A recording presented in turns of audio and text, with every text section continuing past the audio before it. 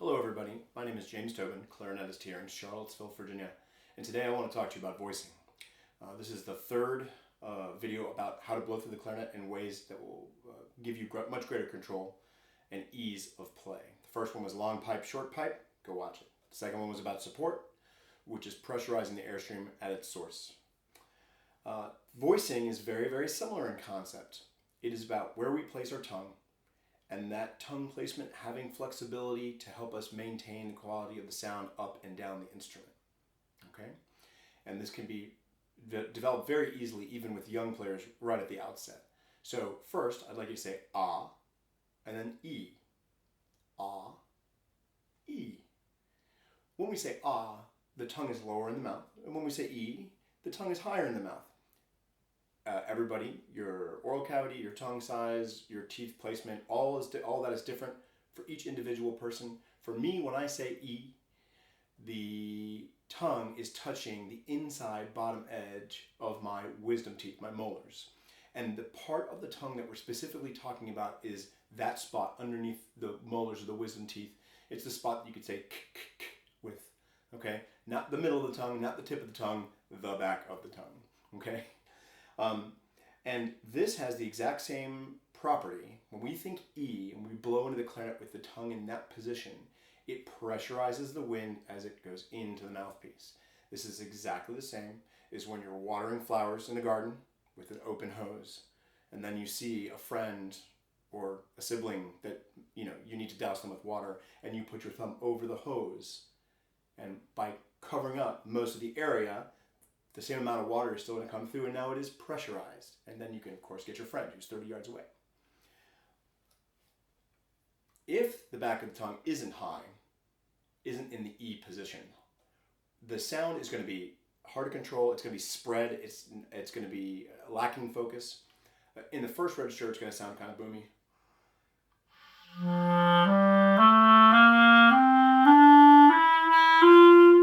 In the second register, especially the upper register notes, really become difficult to control.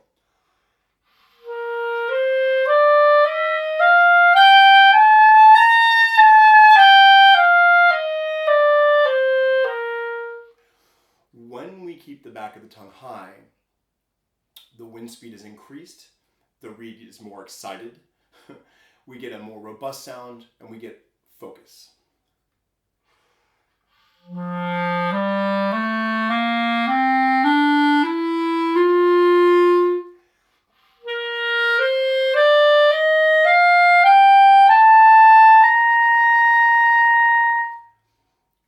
And one of the things about voicing that is important is that we teach the tongue to stay up in the E position, but that it also has flexibility, so that the higher you go on the clarinet, it can move, it can shift. For many people, the higher you go on the clarinet, the E position is going to move up a little bit and maybe a little bit forward.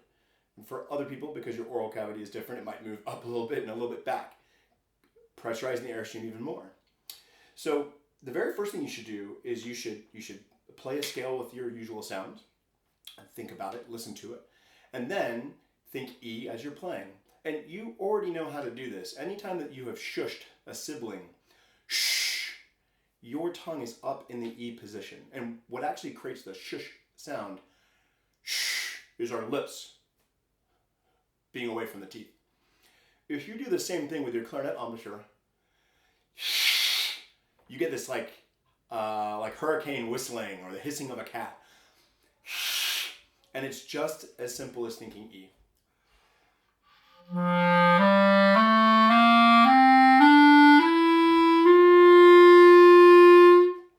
Okay, now a couple of exercises that you can use to help you to develop this.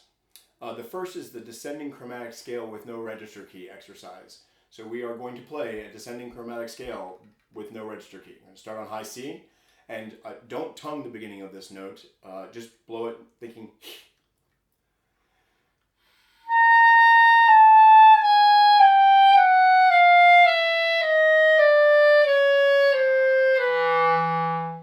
I almost made it all the way to the bottom. The first couple times you try this, I think most people find they can't get past F sharp or F or E. But with time and effort and practice, you'll find that you can do it. And the reason why it stays up in the second register is because you're blowing a very pressurized wind stream with the voicing that's needed for an upper clarion C. If you try to start this exercise and you find you can't, just go, you keep on speaking an F. Go ahead and start with the register key and then release it.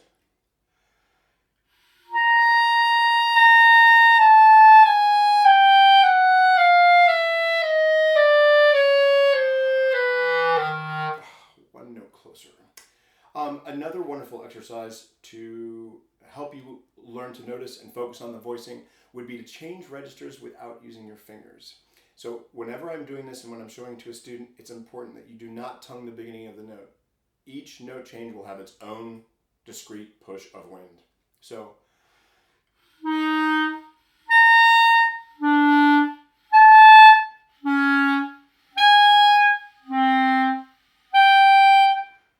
and from D down to A, you can actually get 3 or more notes. So here's D again.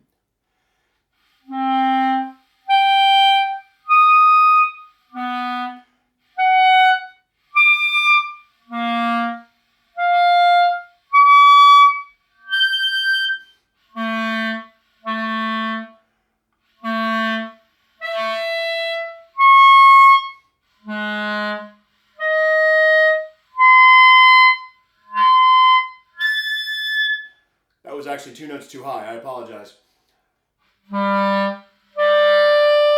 The lower you go, it's going to get a little trickier to make the register adjustments happen. But with time, you'll be able to do it. So, voicing is keeping the back of the tongue, the back of the tongue being the spot underneath the molars, keeping that part of your tongue high. It can be just as easy as thinking in your mind E as you play, or just like you're shushing your brother or sister. Okay? What you will get out of it is a more robust sound, focus in the sound, greater consistency in your sound from top to bottom, improvement of dynamic control, and there will be one drawback in the beginning. The big drawback for most people in the beginning is that now that you're telling the back of the tongue to stay up in the E position, the tip of the tongue is now going to be in a different place in relationship to the reed. So you're going to find that tonguing is a little bit different, okay? In the grand scheme of things, once the voicing fundamental has been well learned and cemented, the tip of the tongue is going to be able to articulate a lot more quickly because it's able to benefit from riding on the pressurized wind stream, exciting the reed. I hope that's enough for you to think about today. I hope you all are safe and well. Thank you very much for listening. If you have questions, please email me at tobinclarinet@gmail.com. Take care.